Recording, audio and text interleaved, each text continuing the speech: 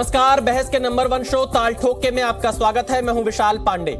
खालिस्तानियों का समर्थन करने वाले कनाडा के प्रधानमंत्री जस्टिन ट्रूडो को विदेश मंत्री एस जयशंकर ने तगड़ी क्लास लगाई है। कहे तो ट्रूडो पर शंकर स्ट्राइक हुई है। उन्होंने एक बार फिर आतंकी निज्जर की हत्या में भारत का हाथ होने के सबूत मांगे। उन्होंने बिना ट्रूडो का नाम लिए बगैर फ्रीडम ऑफ स्पीच पर लेक्चर न देने की नसीहत दी। विदेश मंत्री ने कहा कि जिस तरह से लोग आरोप लगा देते हैं वो आजादी का गलत इस्तेमाल है। विदेश मंत्री ने अमेरिका की जमीन से सारी दुनिया को बताया कि किस तरह कनाडा पाकिस्तान समर्थित आतंकियों और आतंकी गतिविधियों का अड्डा बन गया है। विदेश मंत्री ने बिना नाम लिए कनाडा के आरोपों को गंभीरता से लेने वाले बयान पर आईना दिखाया। कहा, जो कुछ कनाडा में हो रहा है वो अगर आपके घर में होता तो क्या करते। एक तरफ अमेरिका से विदेश मंत्री खालिस्तान पर कनाडा को खरी खरी सुना रहे थे, ठीक उसी समय स्कॉटलैंड के ग्लासगो में कुछ खालिस्तानियों ने भारतीय उच्चायुक्त विक्रम दोराईस्वामी को गुरुद्वारे में जाने से रोक दिया। भारत ने ब्रिटेन के सामने इस मुद्दे को उठाया है, लेकिन सवाल यह उठता है कि इन खालिस्तानियों को ताकत कहां से मिलती है, कौन है जो इनके मनोबल को बढ़ाता है। तो इसके पीछे है पाकिस्तान, वही पाकिस्तान जिसे बिना आतंकी गतिविधियों और आतंकियों के जीने की आदत ही नहीं है। भारतीय खुफिया सूत्रों के मुताबिक कनाडा से लेकर ब्रिटेन तक खालिस्तानी हरकतों के पीछे पाकिस्तान का बड़ा हाथ है। खालिस्तान समर्थित कई वेबसाइट्स का आईपी एड्रेस भी पाकिस्तान में पाया गया है और इस काम में चीन सेना से जुड़ी कुछ कंपनियों के भी शामिल होने की खबर है। कनाडा में भी आईएसआई खालिस्तानियों के साथ मिलकर भारत विरोधी हरकतों में शामिल है। इसके पुख्ता सबूत एजेंसियों के पास हैं। सवाल यह उठता है कि आतंक की खेती करने वाला पाकिस्तान खुद अपने आतंकियों के हमलों से लहूलुहान होता रहा है, फिर आखिर वो ऐसी हरकतें क्यों कर रहा है। खालिस्तानियों का समर्थन करके पाकिस्तान को आखिर क्या हासिल होगा, करेंगे विस्तार से चर्चा, लेकिन पहले देखिए यह खास report.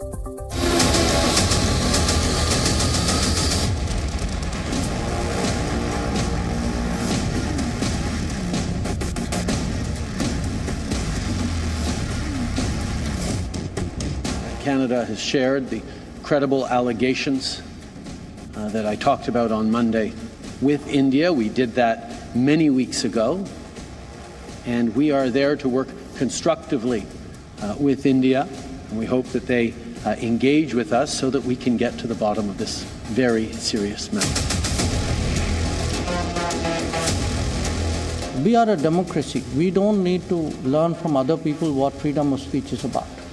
But we can tell people this: we don't think freedom of speech extends to incitement to violence. You know, that to us is misuse of freedom. It's not a defense of freedom. Canada, by Prime Minister Trudeau. We have been in close contact with Canada about that, and at the same time we have engaged with the Indian government. When Americans look at Canada, they see something. When we in India look at Canada, we see something else. And that's part of the problem. It's important that they also have, accurate picture, that they have our point of view on this matter as well.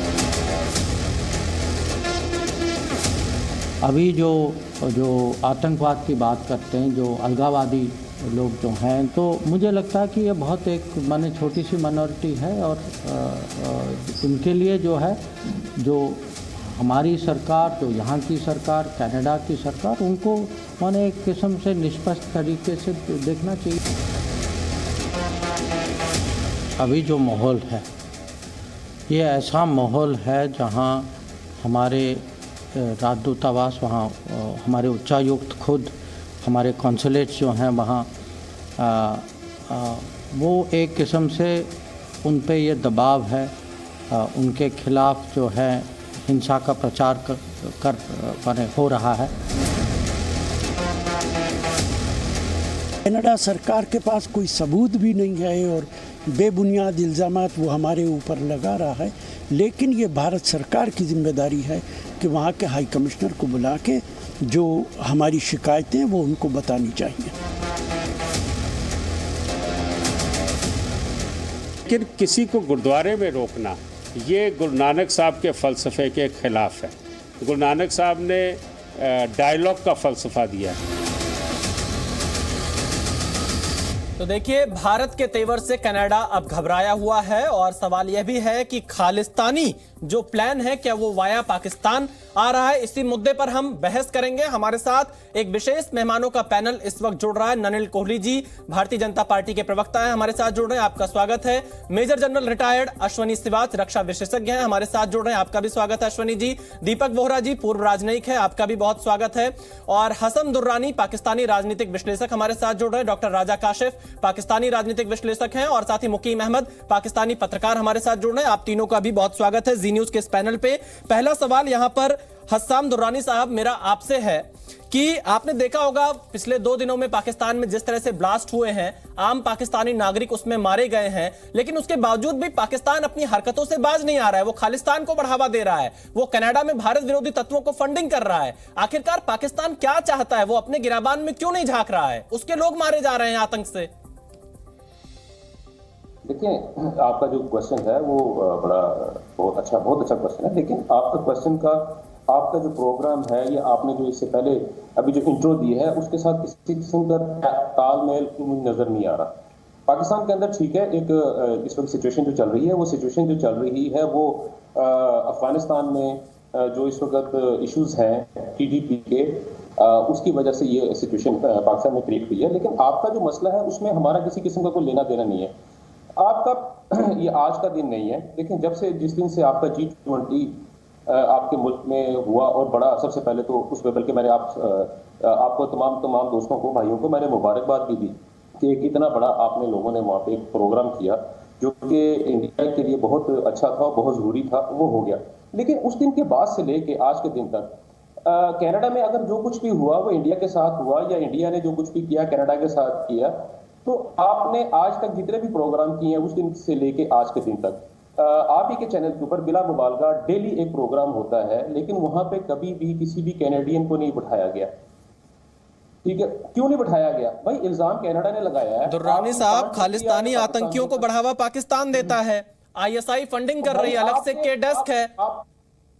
तो भाई इसका मतलब ये हुआ कि ISI इतनी strong है कि वो कनाडा में जाके उसने ना सिर्फ गवर्नमेंट को फॉर्म कर लिया बल्कि इंडिया को भी उसने जो है। दुर्रानी साहब देखिए, सवाल तो यही है ना कि पाकिस्तान जो कि खुद परेशान है इस आतंक से, आम लोग मारे जा रहे हैं, उसके बावजूद भी ISI इस तरह की हरकतें कर रहा है। नहीं, आपने जो बात कही है कि आप कितने आतंकियों को शरण देते रहे अपने पाकिस्तान में और आप खालिस्तान को बढ़ावा दे रहे हैं। आपको भाई खालिस्तान होता, भाई हमारा कोई ताल्लुक ही नहीं खालिस्तान के साथ। अरे दुर्रानी साहब, पूरी दुनिया जान रही है ISI क्या कर रही है, किस तरह से प्रोपेगेंडा भारत के खिलाफ फैला रही है खालिस्तानियों के साथ मिलकर। नहीं भाई, आप ऐसा बिल्कुल नहीं है। आप तो दुनिया की मजलूम तरीन कौम है। इंडिया जो है वो दुनिया का मजलूम तरीन मुल्क है, यानी कि किसी मुल्क को कुछ भी, कहीं दुनिया में कुछ भी हो जाए, सबसे ज्यादा नुकसान जो है वो इंडिया को होता है। दुनिया का हर मुल्क जो है वो पाकिस्तान के साथ मिला हुआ है। दुनिया का हर बड़ी ताकत जो है वो ISI के जेरे नगर है, उसके अंडर काम कर रही है। दुनिया का हर बड़ी की बड़ी जितनी पावर है वो ISI के कंट्रोल में है और इंडिया के खिलाफ वो साजिश कर रहे हैं। और भाई आप देखिए दुर्रानी साहब, मैं यही कह रहा हूं, जब बबूल बोएंगे तो आम की उम्मीद मत करिए। आपका देश तो आतंकियों को पैदा करने के लिए जाना जाता है कि किस तरह से आतंकियों को वहां पर बढ़ावा दिया जाता है। भाई हमारा, चले मैं मान लेता हूँ, आपकी बात मान लेता हूँ, क्योंकि आप जो बात कर रहे हैं ये आपकी किसी मजहबी किताब के अंदर लिखा हुआ है, ये किसी भगवान का अवतार है, चले मैं मान लेता हूँ। लेकिन सबूत क्या हुआ? सबूत ये हुआ है कि कनाडा जो है वो इंडिया के ऊपर इल्जाम लगा रहा है कि इंडिया ने उसके मुल्क के अंदर उनके एक शहरी को मर्डर किया और ब्रूटली। कोई सबूत कनाडा की तरफ से नहीं दिया गया, पूरी दुनिया सबूत मांग रही, क्योंकि कनाडा के पास सबूत है ही नहीं। खैर चलिए, मैं अगला सवाल यहाँ पर दीपक बोहरा जी से लेता हूँ। आप मुझसे क्यों बुला रहे हैं? दुर्रानी साहब, मैं अगला सवाल दीपक बोहरा जी से लेता हूँ। दीपक बोहरा जी, पाकिस्तान आखिर कैसे बाज आएगा? आप देखिए कैसे वो खालिस्तानियों को सपोर्ट करता हुआ यहाँ पे दिख रहा है पाकिस्तान, हमें जो सूचनाएं मिल रही हैं, और खुद वो आतंक से परेशान है, खाने के लाले पड़े हुए हैं, लेकिन उनको खालिस्तान को बढ़ावा देना है।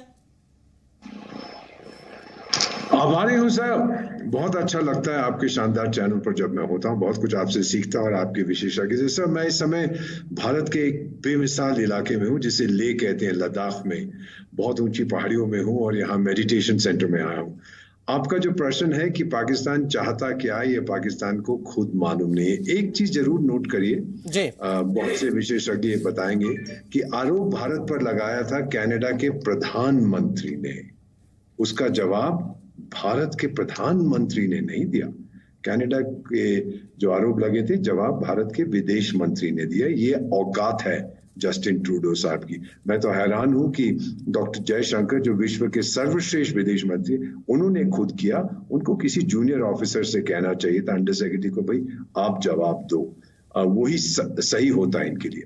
दूसरी चीज सर, कोई भी सबूत ये नहीं दे पाया है, ना इसके पास है। अब आपने सवाल पूछा है कि पाकिस्तान चाहता क्या है। सर, सब कुछ तो वो हार चुके हैं।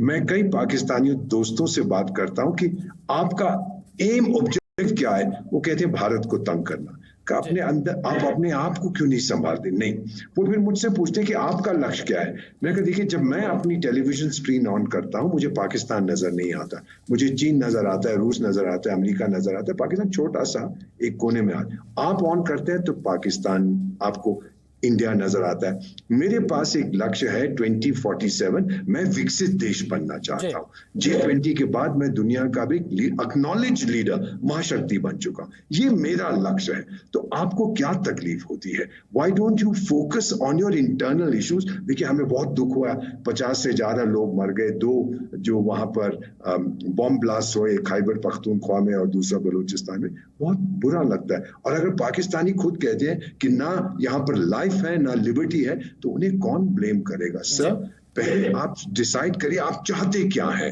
And once you have decided, फिर आप आगे बढ़िए। ये ऑब्सेशन। बिल्कुल दीपक जी, पाकिस्तान चाहता क्या है? और पाकिस्तान साफ तौर से आतंक का शिकार लगातार होता जा रहा है, क्योंकि जब आतंक को वो बढ़ाएंगे, आतंक को पालेंगे, आतंक को पोषेंगे, तो वो आतंकी तो ये तो देखेंगे नहीं कौन मर रहा है, और पाकिस्तान के लोग भी मर रहे हैं। नलिन कोहली जी, क्या जिस तरह से भारत ने जवाब दिया है कनाडा को, वो पर्याप्त है? और भारत ने यह दिखा दिया है कि झूठे आरोपों के सामने भारत बिल्कुल भी झुकने वाला नहीं है। दीपक जी, विशाल जी, मूल बात है कि कनाडा ने आरोप क्या लगाया कि एक व्यक्ति जिस पर आतंकवाद का एक गंभीर आरोप था, उसे किसी ने मार दिया। उस कई दिनों बाद एक और व्यक्ति को मार दिया। किसी और गिरोह ने कहा कि हमने उसे मारा। उन्होंने कहा कि हमारे पास क्रेडिबल इंफॉर्मेशन है। उन्होंने सबूत आज तक दिए नहीं। हमारे विदेश मंत्री ने क्या कहा, और देश मतलब सरकार ने क्या कहा कि हमें सबूत आपने दिया नहीं, भारत पे आपने इस प्रकार वार किया। यहां असली बात यह है कि हमारे जो दूतावास में लोग काम कर रहे हैं, वो काम कर नहीं पा रहे। भय का एक माहौल है, आतंकवाद का एक माहौल है। हमने कई वर्षों से, दशकों से कनाडा को काफी सबूत दिए। एयर इंडिया बॉम्ब ब्लास्ट हो, केस कनिष्का एयरलाइन वाला, कनिष्का फ्लाइट का, सब दिए। उन्होंने तो आज तक कुछ किया नहीं। अब जब दुनिया ने उनका साथ नहीं दिया, और कहीं पर भी ऐसा नहीं हुआ कि नहीं, जो कनाडा कह रहा भारत को चिंता करना चाहिए, भारत के गलत है उनका ऐसा करना, किसी ने तो कहा नहीं। तो कनाडा ने शायद अपने आप को एक कोने में पाया। और उसके बाद अगर मैं ध्यान से देखूं तो कनाडा के दीपक जी, ऑफ कोर्स पूरा उन्होंने जिंदगी बिताई है विदेश मंत्रालय और उसके में काम करते हुए, तो वो समझा पाएंगे इसे अच्छा। लेकिन एक आम नागरिक की तरह मैं देखता हूं तो उसके बाद जस्टिन ट्रूडो जी का अगला बयान है कि भारत एक महाशक्ति बन रही है आर्थिक क्षेत्र में, तो उनके साथ हम अब अच्छा रिश्ता रखना चाहते हैं। तो कहीं ना कहीं इसके संकेत और संदेश ये मिलते हैं कि कनाडा ने अपने आप को बहुत महत्वपूर्ण माना। महत्वपूर्ण हो भी सकते हैं, लेकिन विश्व में उनकी बात का कोई महत्व नहीं लिया गया। भारत की बात का एक महत्व है कि भारत जो है कभी भी आतंकवाद के साथ खड़ा नहीं हुआ है, और भारत हमेशा, जो हम कहते हैं, we have been a victim of terrorism, और हम हमेशा समानता की बात करते हैं कि भाई आप परिभाषा तय करिए आतंकवाद का। आज भी विश्व के पटल पे प्रधानमंत्री मोदी जी जब जाते हैं, चाहे यूएन में बोलते, कहीं बोलते हैं, तो हमेशा एक ही बात कहते हैं कि भारत चाहता है कि विश्व में आतंकवाद की एक ही परिभाषा हो, क्योंकि आतंकवादी और आतंकवादी ये नहीं देखता कौन मर रहा है आगे। अब आप देखें, बड़ा दुख होता है पढ़ के, 50 से अधिक लोग मरे पाकिस्तान में, उनके परिवार के सजन है, कुछ बच्चे हैं, मां, बहनें, भाई, किसी के लिए खुशी का मौसम, ये खुशी का अवसर थोड़ी ना हो सकता है कि एक बम फटे और उसमें कोई व्यक्ति जो है उसकी जिंदगी जाए, और ये दुनिया भर में हो रहा है। तो कभी भी ऐसा नहीं हो सकता है कि आतंकवाद किसी के लिए भी अच्छा हो सकता है। जहरीली सांप को आप पालेंगे तो आपको डसेगा किसी दिन और आप ही मरेंगे। लेकिन तो लेकिन भारत जो है पाकिस्तान को ये समझ में क्यों नहीं आ रहा है, वो खालिस्तान की इतनी मदद क्यों कर रहे हैं? पाकिस्तानी खालिस्तान की इतनी मदद क्यों कर रहे हैं? देखिए, इसका मैं फिर कहता हूं, हमें दुख होता है जब पाकिस्तान हो या कहीं पर भी हो, कोई आतंकवादी घटना हो, इंसान एक मरता है, क्योंकि पहले तो व्यक्ति इंसान है, उसके बाद वो किसी देश का नागरिक है ना, चाहे पाकिस्तान हो, हिंदुस्तान हो, अमेरिका हो, आप बाद में है। तो मतलब शुरू में तो आप नागरिक और एक इंसान है। तो इंसानियत और आतंकवाद साथ नहीं चल सकते, चलते ही नहीं है। आतंकवाद इंसानियत के विरुद्ध चलता है। ठीक है, मैं आ रहा हूं आपके प्रश्न का जवाब दे रहा हूं। प्रधानमंत्री जी ने कोझिकोड में आज से 7-8 साल पहले कहा था कि भाई हमें यदि जंग लड़ना है तो मिलके गरीबी के खिलाफ लड़े, भूख के खिलाफ लड़े। ये जंग जो है साथ लड़े जा सकते। पाकिस्तान भारत एक देश था, 47 में अलग हुए, लेकिन मूल रूप से एक देश थे। हम एक ही सॉर्ट ऑफ कॉमन हेरिटेज से आए। धर्म अलग अलग हो सकते, धर्म के आधार पे हुआ, लेकिन हिंदुस्तान में भी तो बहुत मुसलमान है, वो तो यही है ना, हिंदुस्तान ही है। तो इसको मानते हुए पाकिस्तान को कहीं लगा 1972 के बाद, जो इतिहास में हमें पढ़ाया जाता है, जो विशेषज्ञ है, कि भारत को वो युद्ध में अगर हरा ना पाए तो एक एसिमेट्रिकल वॉर करे। और ये नॉन स्टेट एक्टर्स की कहीं परिभाषा एक बनी कि भाई ये सरकार नहीं है, लेकिन सरकार उनको प्रोत्साहित करती है कि भारत जरा तंग रहे।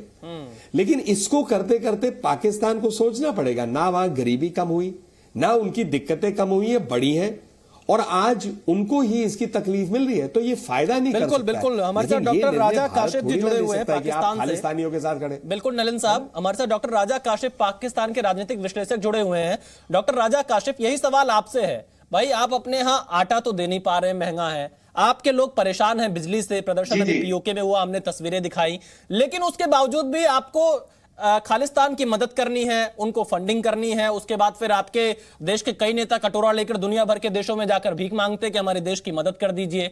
आखिर क्यों? कुछ अपने यहां काम कर लीजिए, खालिस्तान को क्यों बढ़ावा दे रहे हैं आप लोग? भारत पे कोई असर नहीं पड़ेगा। जी मैं सुन रहा हूं। अच्छा ये बताएं कि देखिए, मुक्ति वाहिनी किसने बनाई? भारत था। बांग्लादेश किसने बनाया? भारत ने बनाया। आज आपका खालिस्तान के कहीं करीब पहुंचा है तो आपको दुख लग रहा है। जरा आप अपने वक्त को याद कीजिए, ये लद्दाख में जो बैठे हुए हमारे राजा साहब, खालिस्तान भारत में नहीं पहुंच पाएगा, चिंता मत करिए। खालिस्तान भारत में नहीं पहुंच पाएगा, आप बिल्कुल चिंता मत करिए, बिल्कुल चिंता मत करिए। आप अपने घर की चिंता करिए फिलहाल, आप पीओके की चिंता करिए। आप खालिस्तान हमारे घर में नहीं आ पाएगा। हमारे यहां हर कम्युनिटी राष्ट्रभक्त है भारत में।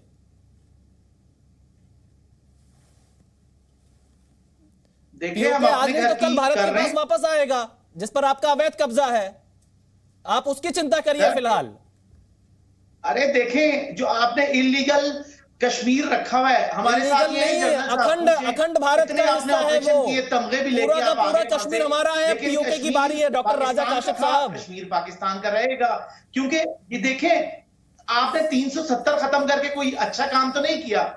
कश्मीर के लोग खुश हैं, कश्मीर के लोग खुश हैं। अब पत्थरबाजी नहीं होती है 370 खत्म होने के बाद। आप थोड़ा और रिपोर्ट लीजिए, आप अपने चश्मे से हटकर देखिए, जी न्यूज देखिए, आपको सही तस्वीर दिखाई पड़ेगी पाकिस्तान में भी। हाँ, वो ठीक है, तस्वीर जो आप दिखा रहे होंगे वो होगी, लेकिन आपको पता है आपने विलेज कमेटियां बनाई जो 90s में थी, पिछले साल। डॉक्टर राजा साहब, आप खालिस्तान की मदद क्यों कर रहे हैं? आप इसका जवाब दे दीजिए ना।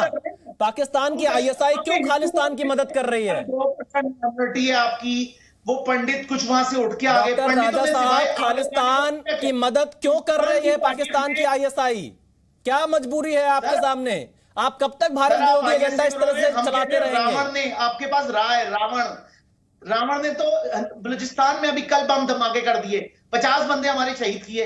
अब आप कहेंगे हमें तो पता ही नहीं है। डॉक्टर राजा साहब, जब आप ये आपके देश के इंटरनल सिक्योरिटी का मैटर है, आप पाकिस्तान की बात कर रहे हैं, आप इसीलिए तो कह रहे हैं खालिस्तान को क्यों बढ़ावा दे रहे हैं आप? तो हम भी कह रहे हैं आपकी अपनी इंटरनल सिक्योरिटी है, उसको संभाले ना। फिर हम तो संभाले हुए हैं, लेकिन कनाडा में हमारे पास जो जानकारी मिल रही है, आप लोग खालिस्तानियों को बढ़ावा दे रहे हैं। हम तो आपको बता रहे हैं।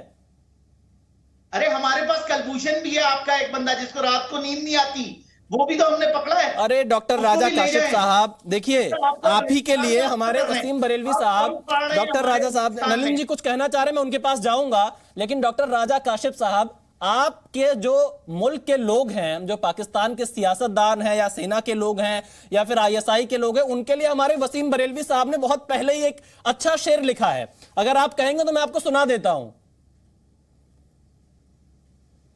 डॉक्टर राजा काशिफ साहब, मैं सुना दूं? जी।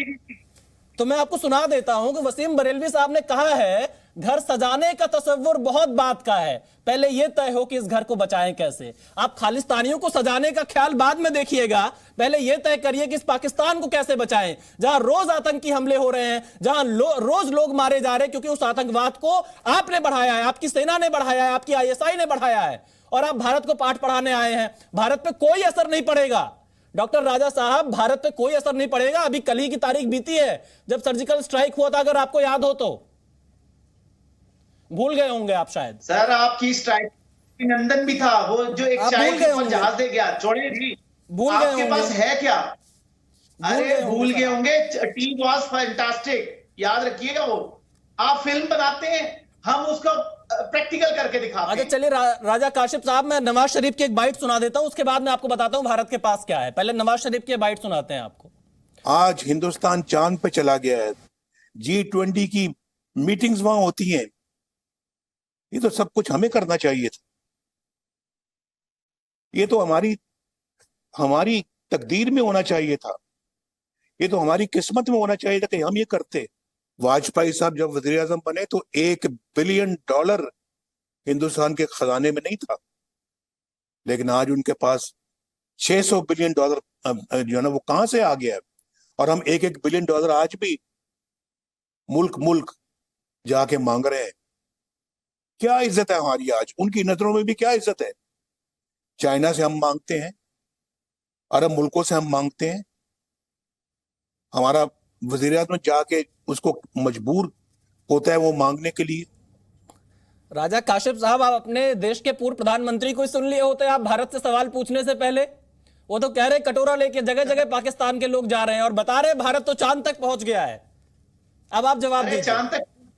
अरे उनको, नवाज शरीफ साहब को पता नहीं है कि इंडिया में किसी के पास वॉशरूम नहीं है, लोटा पार्टियां होती हैं। वो आप देखें। अरे राजा काशिफ साहब, लगता है आप भारत आए नहीं है। आप ऐसी जो खालिस्तानी और आईएसआई गठजोड़ मिल रहा है, उसी के प्रोपेगेंडा टूल को आप यहाँ पे बढ़ाने का प्रयास कर रहे हैं। भारत बहुत आगे बढ़ चुका है। सर दलित जितने उनको राइट्स दें, हिंदुत्व बना रहे हैं आपने। डॉक्टर राजा काशिफ साहब, यहाँ पर सभी को बराबरी का हक है। आप पाकिस्तानी एजेंडा मत चलाइए। मैं अश्वनी श्रीवास्तव साहब से एक अगला कमेंट लेता हूं। अश्वनी श्रीवास्तव साहब, आखिरकार पाकिस्तान क्यों आईएसआई के साथ इतना गठजोड़ कर रहा है? उसको पता है कि उसको सफलता नहीं मिलेगी।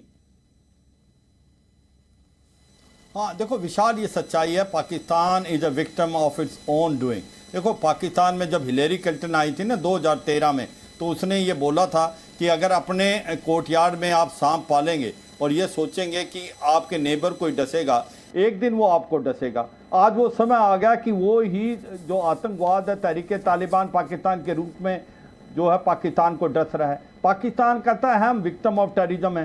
भाई ये स्टार्ट किसने किया? ये आतंकवाद तो आपने शुरू किया, और अब ये आतंकवाद की घटनाएं कनाडा में करा रहे हैं। और ये सच्चाई है, आईएसआई इन्वॉल्व है, ड्रग का पैसा कलेक्ट करके ये खालिस्तानियों को देते हैं। और इनका मिलाप जो है जो कनाडा की इंटेलिजेंस एजेंसी के साथ है, और इनके अंदर के हालात देखें। अभी $86 बिलियन का इनके ऊपर कर्जा है। इनके पास फॉरेन रिजर्व 4.1% ही रह गया है, जो कि 10 दिन का आपका इंपोर्ट नहीं देख सकता। इनके जो रुपी है वो 300 रुपये के बराबर है, डॉलर एक। और आज की तारीख में खाने को दाने नहीं है। गिलगित बाल्टिस्तान में जो बता रहे थे कि भाई क्या होगा, वो लोग तो भारत में मिलना चाहते हैं, चाहे पीओजे के या गिलगित बाल्टिस्तान जो इलीगली ऑक्यूपाई किया था इन्होंने 47 में।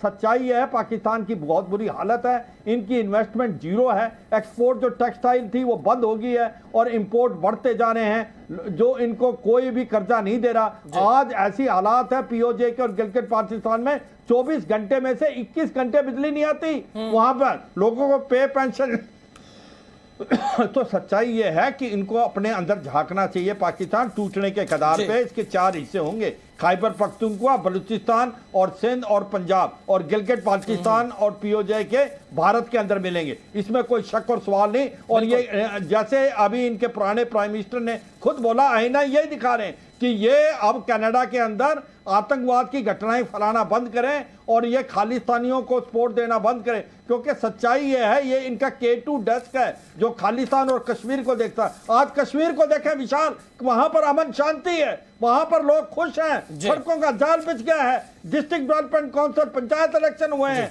वहां पर लोग कहते हैं कि आप पीओजे के और गिलगित बाल्टिस्तान में पीओजे के हालत देखें विशाल, वहां पर चाहे मुजफ्फराबाद है, मीरपुर है या कोटली है, वहां पर लोग कहते हैं हम भारत के साथ मिलना चाहते हैं। इनकी जो मेन रिवर थी नीलम नदी, उसका मुंह मोड़ के इन्हें पंजाब की तरफ कर दिया। ये तो इनके हालात है।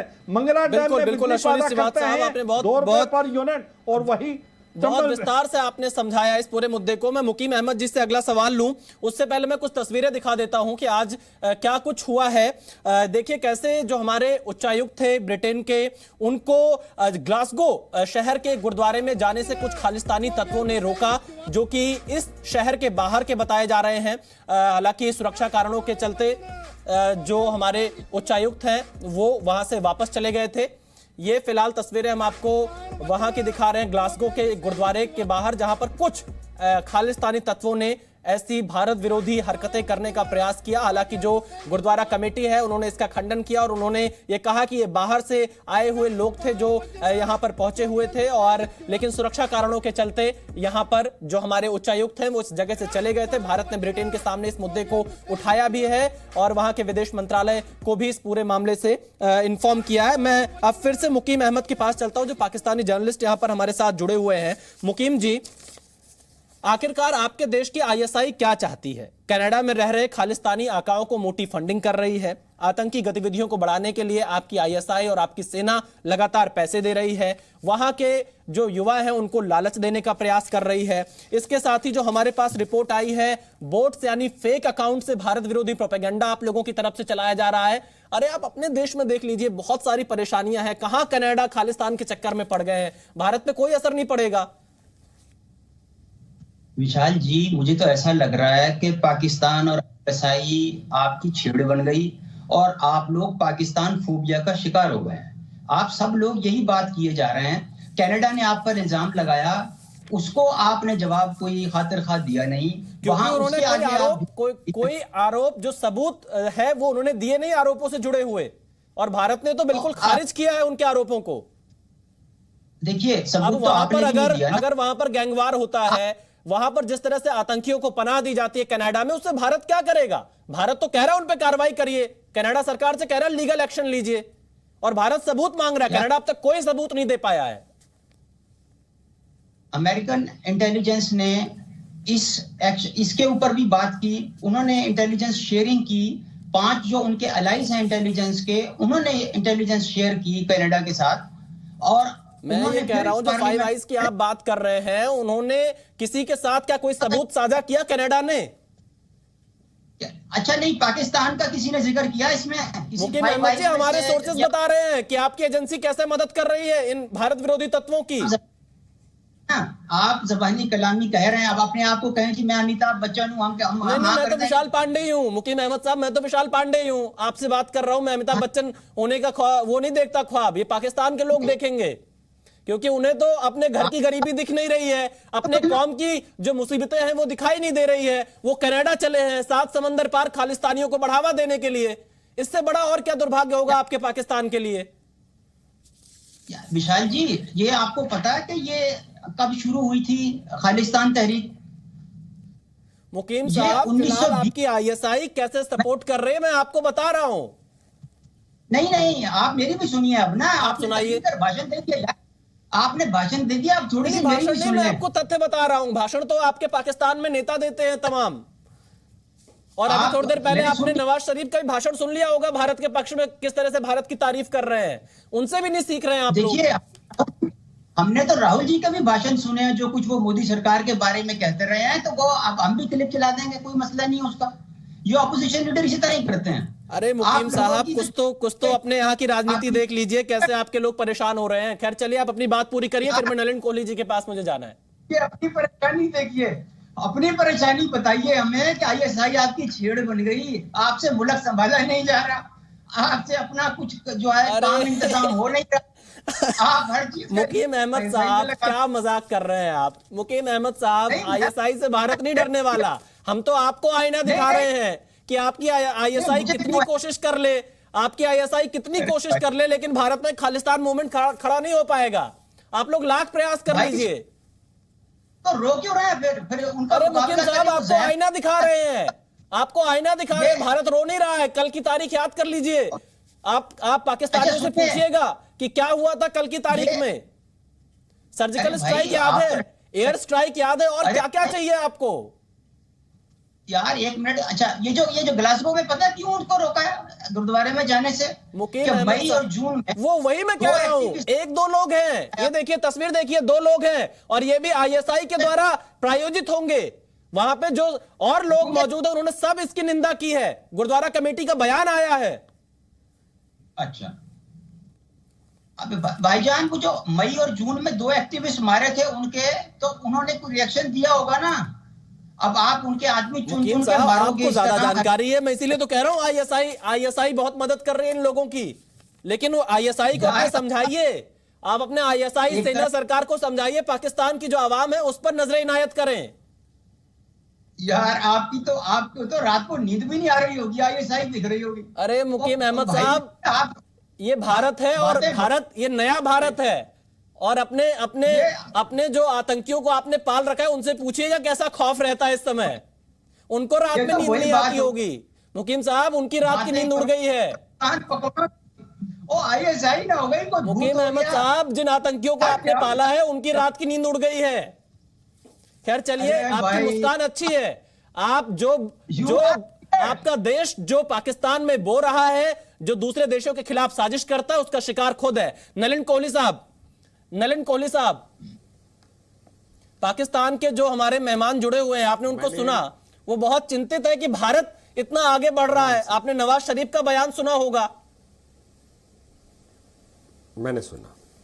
मैं विशाल जी बड़े गौर से और आराम से सुन रहा था। मुकीम साहब बोले, राजा साहब बोले, नवाज शरीफ साहब, उन्होंने अपनी बात रखी।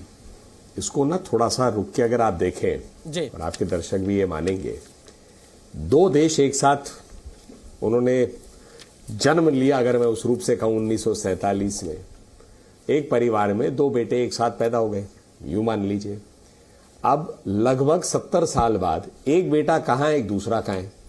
अगर सांसारिक भाषा में कहूं तो एक के पास सब कुछ है, शोहरत है, पैसे है, मकान है, दुनिया उनको, जैसे आपने कहा पैसे नहीं है, लोग तंग है। तो मतलब 2 परिवार है, एक बहुत बढ़ गया, एक नहीं बढ़ पाया। अब जो नहीं बढ़ा उसकी चिंता यह है कि बड़े वाले को हम पीटेंगे, या बड़े वाले के साथ कुछ पंगा लेंगे, या उनके घर में पत्थर फेंकेंगे, या कुछ करेंगे तो मेरी हैसियत शायद बढ़ जाए। बात यह है कि मेहनत करने की जरूरत है।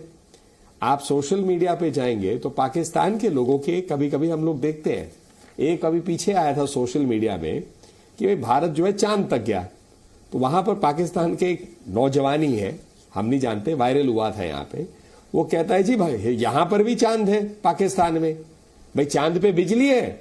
बोला नहीं। बोला पाकिस्तान में भी बिजली नहीं है। चांद में पानी की सप्लाई है क्या? बोला नहीं है। बोला यहां भी नहीं है।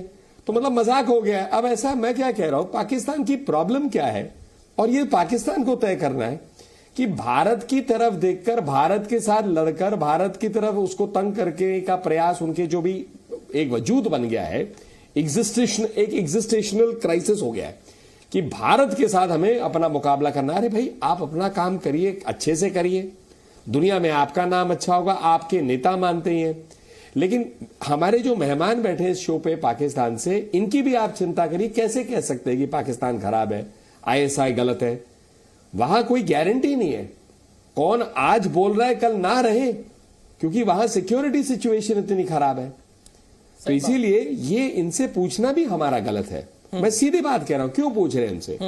जो स्थिति पाकिस्तान की दुनिया देख रही है, दुनिया के सामने पाकिस्तानी भी वो जानते हैं। हमें क्या पड़ी है उनको बताने के लिए कि ये आपकी स्थिति है? उस पर खुद इनको चिंता करना चाहिए। भाई आपके घर में कोई दिक्कत है तो आप ठीक करेंगे, हमारे घर में जो दिक्कत है हम करेंगे।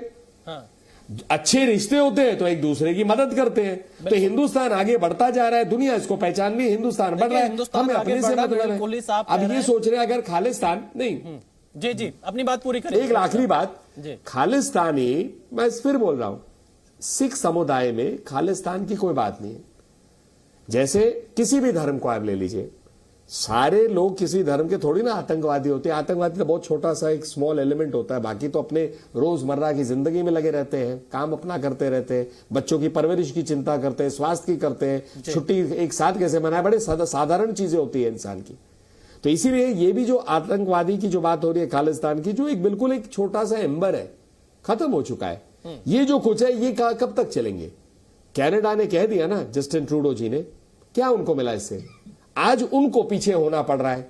उनकी देश में उनकी अपनी जो है साख कम हो रही है। हाँ, जो अप्रूवल हमने रेटिंग कुछ नहीं किया उस देश में, अपनी साख खुद घटाने में आप सही बता रहे हैं। जस्टिन ट्रूडो की अप्रूवल रेटिंग काफी नीचे जा रही है। आप ये पूछिए ना दीपक जी से, दीपक जी पूरा वॉच करते हैं ग्लोबल इश्यूज को। मैं दीपक बोरा जी से अगला सवाल लूंगा, लेकिन उससे पहले हुमायूं चट्टा जी हमारे साथ जुड़ रहे हैं, पाकिस्तान के राजनीतिक विश्लेषक हैं। हुमायूं चट्टा जी, आपने नलिन कोहली जी को सुना, वो बहुत सही कह रहे हैं। आप लोग भी सच्चाई जानते होंगे, लेकिन डर का माहौल है वहां। आईएसआई सेना किस तरह से हावी है, कैसे आप लोग सब स्वीकार कर पाएंगे? देखिए, मैं पूरी तौर पर तो बिल्कुल भी इनसे एग्री नहीं करता। कुछ बातें इन्होंने ठीक कही हैं और कुछ बिल्कुल ही गलत कही हैं। अच्छा चलिए, आपको ठीक क्या लगा वो बता दीजिए भाई साहब, आपको ठीक क्या लगा? मैं वही आपको एक्सप्लेन कर रहा हूँ।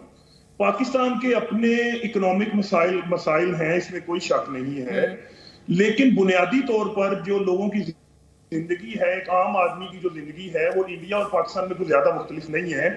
बल्कि इंडिया में तो मेरी ऑब्जर्वेशन है, या मेरी फैमिली के लोग या मेरे दोस्त जो इंडिया में गए हैं, वो ये कहते हैं कि इंडिया की जो आम आदमी की जिंदगी पाकिस्तान के लोगों से ज्यादा भयानक है। अरे भाई साहब, ये आपको कहाँ का टूल किट मिला है? भारत में भारत से पाकिस्तान की तुलना तो बिल्कुल मत करिए। मेरी बात सुनिए। हम तो अभी नरेंद्र कोहली जी ने एक छोटा सा चुटकुला आपको बताया था, जो आपके एक युवा ने बताया कि पाकिस्तान चांद पे कैसे गया है, क्योंकि चांद पे ना बिजली है ना पानी है। पाकिस्तान में भी बिजली और पानी नहीं है। मुझे मौका तो दे। हाँ हुमायूं साहब, आपको मौका है, लेकिन मैं आपको भारत की तस्वीर बता रहा हूँ। आज भारत की तस्वीर पूरी तरह से बदली है। यहाँ के आम लोगों को तमाम बुनियादी सुविधाएं उपलब्ध है, जिसके लिए भी पाकिस्तान को आने वाले कई साल तक मेहनत करनी केवल एक वाक्य, केवल एक वाक्य, जी कोहली साहब, केवल एक वाक्य, एक वाक्य। हुमायूं जी आप जरूर बोलेगा, मैं एक वाक्य कह रहा हूं। पाकिस्तान और हिंदुस्तान जब बने, पाकिस्तान धर्म के आधार पर बना, हम बने संविधान के आधार पे कि सारे धर्मों का एक समान अधिकार नागरिकों के राइट में। आज भी अगर आपके यहां स्थिति इतनी अच्छी होती तो भारत के मुसलमान थोड़ी ना वहां जाना चाहते, खुशी से कहते हैं हम भारतीय और हम यहीं रहना चाहते। तो इसीलिए आप अपनी बात जरूर रखिए, लेकिन जो अच्छी बातें लगी उसमें कर लीजिए, क्योंकि कम से कम शो सीरियस हो जाएगा। हुमायूं जी आप अपनी बात रखिए। अच्छा चले, देखिए मैं फैक्ट्स की बात कर रहा था कि इंडिया के अंदर जो गुर्बत है वो पाकिस्तान से ज्यादा है। मैं अगर शहरों को कंपेयर करूं, जो मैं यूट्यूब पे भी देखता हूं, आप लाहौर को देख लें, आप इस्लामाबाद को देख लें, आप कराची को देख लें, इन शहरों का जो बुनियादी तौर पर जो ढांचा है वो इंडिया के किसी भी शहर से बहुत बेहतर है। आपकी दिल्ली के अंदर, आपकी मुंबई के अंदर इतनी गुर्बत है कि अरे हुमायूं जी, आप मुंबई तो बहुत आगे चले गए, आप हमारे छोटे से शहर में आ जाइए। आपके लाहौर और इस्लामाबाद से बहुत तरक्की कर चुका है। आप हमारे लखनऊ की तस्वीर देख लीजिएगा, आप हमारे बनारस की तस्वीर देख लीजिएगा, आप हमारे कोचीन की तस्वीर देख लीजिएगा। आर्थिक राजधानी की बात तो बहुत दूर की है, आपके लाहौर और इस्लामाबाद से बहुत अच्छी तस्वीर है। आपको दुख क्यों होता है जब मैं आप असल चीज की निशानदाही करता हूं? हुमायूं साहब, दुख नहीं, मैं अपने देश के बारे में गर्व से बता रहा हूं। मेरा देश तरक्की कर रहा है, मेरा देश बहुत आगे है आपके पाकिस्तान से भी, आपको सालों लगेंगे। मैं इसलिए गर्व से बता रहा हूँ, मुझे दुख नहीं है। दुख आपको हो रहा होगा कि आईएसआई और सेना किस तरह से आपके पाकिस्तान की दुर्दशा कर रही है। अगली बात भी सुन लें जी, जो अगली बात आप कर रहे थे वो भी सुन लें, अब वो भी सुन लें। मुझे देखिए, इंडिया जो है, मैं लास्ट रिपोर्ट पढ़ा था सहाफत में, जर्नलिज्म में, फ्रीडम ऑफ एक्सप्रेशन में, वो कहीं पहले से बहुत नीचे चला गया है। बिल्कुल नहीं हुमायूं साहब, ऐसी रिपोर्ट पे हम यकीन नहीं करते, हमें पूरी स्वतंत्रता है और हम लोग बहुत अच्छे से ग्राउंड रिपोर्ट करते हैं। मैं दीपक बोहरा जी से अगला सवाल लेता हूँ। दीपक बोहरा सर, मैं तो इंटरनेशनल जो इदारे हैं, मैं तो उनकी बात आपके साथ कर रहा हूँ। मैं तो इंटरनेशनल हुमायूं जी, जो आपको अच्छा लगे हम वो बात कैसे कर सकते हैं? आप अपने मनपसंद बात सुनना चाहते हैं, हम आपको वो कैसे इजाजत दे सकते हैं? जो सच नहीं है उसको मैं कैसे आपको बोलने की इजाजत दे दूं? मैं इंटरनेशनल इदारे का आपको रेफरेंस दे रहा हूं, अभी फ्रीडम ऑफ एक्सप्रेशन इंडेक्स आया है, उसको अरे हुमायूं जी, भारत में हम बैठे हैं, हमें पता है ना कि यहाँ पे एक्सप्रेशन की क्या स्थिति है। खैर, मैं दीपक बोहरा जी, मैं कह रहा हूँ आप उस इंटरनेशनल इदारे का जो फ्रीडम ऑफ एक्सप्रेशन इंडेक्स है, जो हुमायूं जी आप अपने देश की चिंता क्यों नहीं कर रहे हैं? कोहली साहब ने बहुत सही, मुझे लगता है, प्रश्न उठाया है। नरेंद्र कोहली जी ने बहुत सही प्रश्न उठाया कि हो सकता है आप लोगों को भी डर हो, आप पाकिस्तान की चिंता कर नहीं रहे हैं। वहां पर बिजली नहीं, पानी नहीं, आटा नहीं, महंगाई कितनी बढ़ी हुई है, कारों के रेट कितने बढ़ गए हैं। मैं आज, मुझे हमारे प्रोड्यूसर दिखा रहे थे कि जो स्विफ्ट डिजायर भारत में कितनी सस्ती मिल रही है और पाकिस्तान में क्या रेट है, डीजल पेट्रोल की क्या स्थिति है। कम से कम कुछ तो बुनियादी चीजों पर आप लोग ध्यान दीजिए भाई साहब। कब तक के डेस्क के माध्यम से खालिस्तान मूवमेंट को आप फंडिंग करेंगे? दीपक बोहरा साहब कुछ कहना चाह रहे हैं, मैं उनके पास चलता हूँ जी। मैं उसमें भी आपको चैलेंज देता हूं कि पाकिस्तान की गाड़ियों के मामले में भी आप पाकिस्तान को अगर कंपेयर करना चाहें तो इंडिया से हमें लगता है हमारे लोगों के पास अच्छी गाड़ियां मौजूद हैं। ये चैलेंज आप चांद वाले की तरह दे रहे हैं, मुझे लगता है, जैसे आपके युवा ने कहा था। दीपक बोहरा जी, दीपक बोहरा जी, पहली चीज सर, आपसे बहुत कुछ सीखता हूँ, बहुत अच्छा लगता है। फिर नरेंद्र कोहली साहब तो बेमिसाल है, I respect him a lot, और खासतौर से जनरल सिवाज। जो मैं समझ पा रहा था, जो हमारे पाकिस्तानी मेहमान कह रहे थे, इन्होंने जिक्र किया बांग्लादेश का, तो बदला लेने की कोशिश कर रहे हैं आतंक का समर्थन करके। दूसरा, आपने आर्टिकल 370 का जिक्र किया। सर, आपको मालूम है कि 370 आर्टिकल भारत ने अपने संविधान में रखा था और भारत ही ने हटाया, और जब इसको रखा गया था तो आपके लीडर्स ने इसकी बहुत आलोचना की थी। पढ़िए ना सर, पढ़ के आया करिए शो पे। और जब हमने हटाया फिर आप उसकी आलोचना करने लगे, इसका मतलब क्या? तीसरी चीज सर, आपने कहा कि हमारे घरों में टॉयलेट्स नहीं है, आपको इतनी तकलीफ हो रही है कि आप आतंक को सपोर्ट करते हैं। और चौथा, आपने कहा कि फ्रीडम ऑफ एक्सप्रेशन नहीं है, उसके कारण आप आतंक को सपोर्ट कर रहे हैं। You are totally confuse sir, आप क्यों सपोर्ट कर रहे हैं उसका तो जवाब आप दे नहीं पा रहे। आप बाकी एक्सट्रीनियस चीजें ला रहे हैं। आप अभी इनकम की बात कर रहे थे, गुर्बत की बात कर, per capita income world bank के फिगर्स देखे सर आपने? आप लोग कहाँ हैं, भारत कहाँ है? हमारी $4 ट्रिलियन की इकोनॉमी है सर, आपसे 11 गुना ज्यादा है सर। आप per capita is twice yours sir. ये चीजें समझिए सर। मैं जानता हूं आप बहुत अमीर लोग हैं सर, लेकिन हमारी पर कैपिटा आपसे डबल है सर। क्यों नहीं समझते आप? किसकी बात आप मान? तो वो आपका गुस्सा है। What is it that you, what is hurting you about India? ये ऑब्सेसिव कंपल्सिव डिसऑर्डर क्या है? ये बाइपोलर डिसऑर्डर है क्या है सर? जब इंडिया का नाम आता है क्यों भड़क पड़ते हैं? हमें तो कोई फर्क नहीं पड़ता। वी विश यू वेल, हम चाहते हैं आप तरक्की करें, पर आपको आग लग जाती है जब भारत तरक्की करता है। चंद्रयान पहुंच जाता है, आपको आग लग जाती है। सारी दुनिया हमारी इज्जत करती है, आपको आग लग। Why sir? जब आप कोई अच्छी चीज करते हैं हम तो ताली बजाते हैं, आपको गुस्सा क्यों आता है? मैं समझना चाहता हूँ। एक फिल्म आई थी एल्बर्ट पिंटो को गुस्सा क्यों आता है, मैं पूछना चाहता हूँ हमारे पाकिस्तानी मेहमानों को गुस्सा क्यों आता है? जवाब दे दीजिए सर। राजा काशिफ साहब, आप ही जवाब दे दीजिए, क्यों गुस्सा हो रहे हैं आप लोग? क्यों इतना गुस्सा? सीधा सा सवाल पूछा, खालिस्तान का समर्थन पाक क्यों कर रहा है? सीधा सा सवाल है, खालिस्तान का समर्थन आप लोग क्यों कर रहे हैं? अच्छा, मैं जवाब दे दूं? बिल्कुल बिल्कुल जी जी। अच्छा, 370 की आपने बात की। हमारे माशाल्लाह से लद्दाख में बैठे हुए जो कुछ अरसे बाद चाइना के पास ही होना है, आपको पता ही है। नहीं, राजा साहब देखिए, अखंड भारत है ये, इसमें कोई किसी के पास नहीं जाएगा, चिंता मत करिए। आप फिर पीओके की चिंता करिए जो कि हमारे पास आएगा। पांडे जी महाभारत ना बनाए ना, पांडे जी सुनिए। डॉक्टर राजा साहब, पीओके की चिंता करिए आप, ले लद्दाख पर तो बात ही मत करिए, वो हमारा अखंड हिस्सा है। जवाब नहीं देंगे। असेंबली से खत्म करनी थी, आपका तो गवर्नर जाके उसको कर रहा है साइन, तो आपने असेंबली को डिसॉल्व की। सर टेक्निकली आप चीजें देखें, और रखी भी किसने थी? नेहरू ने। पंडित जिसके नाम के साथ लग जाए। देखिए राजा काशिफ साहब, आपसे सवाल क्या पूछा दीपक बोहरा जी ने? मेरा सवाल ये था, खालिस्तान का समर्थन पाक क्यों कर रहा है? आप कहां चले जा रहे हैं? आपने बांग्लादेश क्यों बनाया, मैं ये पूछ रहा हूं। राजा काशिफ साहब, खालिस्तान का समर्थन पाकिस्तान क्यों कर रहा है? आप भारत विरोध में इस कदर चले जाएंगे? आपको भारत का फोबिया हो गया है? भारत से इतना डर? आपको किस चीज का डर था? आपने क्यों? हमें किसी चीज का डर नहीं है, हमें किसी चीज का डर नहीं है। हम तो आप लोग को आगाह कर रहे हैं, हम तो आपको बता रहे हैं कि आप अपने घर पर चिंता करिए, आप अपने पीओके पर चिंता करिए, आपके यहाँ जो लोग मारे जा रहे हैं उनकी चिंता करिए। कम से कम आईएसआई जाके खालिस्तान को क्यों फंडिंग करके अपना पैसा बर्बाद कर रही है? लेकिन सुने, इतनी प्यारी बातें करते हैं, हमारा देश बहुत खूबसूरत, हम चिंता करेंगे, अमन रखेंगे, लेकिन 71 में आपने बांग्लादेश बनाया। डॉक्टर राजा काशिफ साहब, डॉक्टर राजा काशिफ साहब, खालिस्तान का समर्थन पाकिस्तान क्यों कर रहा है? चलिए आपने जवाब दे रहे हैं। हुमायूं चट्टा जी, खालिस्तान का समर्थन पाकिस्तान क्यों कर रहा है, यही सवाल आपसे है।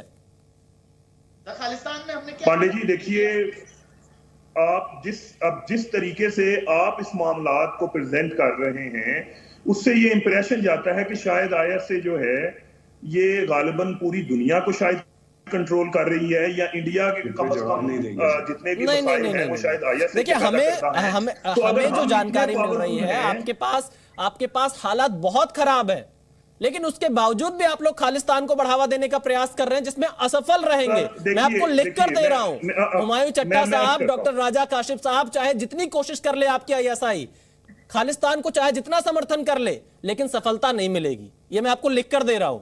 आप मेरे शो को रिकॉर्ड करके रख लीजिएगा। मैं पांडे जी आपको एक बात बताऊं, आप इस शो को रिकॉर्ड करके रख लीजिएगा कि पाकिस्तान की कोई साजिश काम नहीं आएगी। चलता ये आपके पास जो राह है ना, रावण कुछ नहीं कर रहा, किसी काम का नहीं है। आपके साथ क्या क्या हो रहा है? खैर चलिए डॉक्टर राजा काशिफ साहब, हुमायूं चट्टा जी, ये भारत है, भारत किसी के सामने झुकेगा नहीं। फिलहाल हमारे पास वक्त इतना ही है और भारत अपनी बात बहुत मजबूती से पूरी दुनिया के सामने रखता है। आप सभी हमारे साथ जुड़े, इसके लिए बहुत बहुत धन्यवाद।